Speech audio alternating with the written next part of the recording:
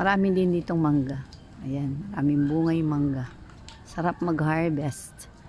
Tapos pupunta kami sa fishing. Dito rin pala yung ATV. Ayan. Pwede kang mag-ATV. Tapos ito yung entrance papunta sa fishing. Nagpababa na kami ng araw kasi kanina mainit. Nasa gitna yung kanilang fishing. Ayun, oh, may mga nagpi-fishing na dun sa gitna. Yan.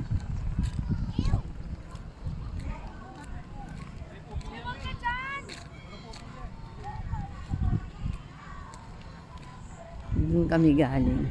Tapos ito yung mga tent nila. Ayan yung mga camping. Pwede kang mag-overnight. Magka-camp ka dyan. Magdadala ka ng pagkain. Luluto ka. Pwede dyan magdala, mag-ihaw-ihaw.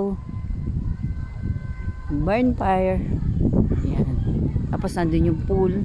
Yan banda yung pool. Maliit lang yung pool. Ayan.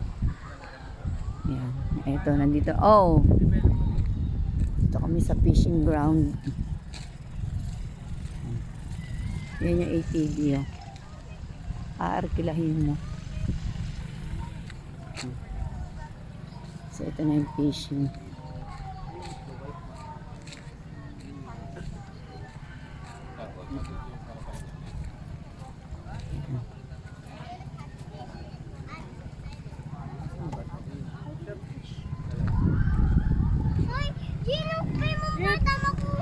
Ewan ko kung may makukuha silang isda.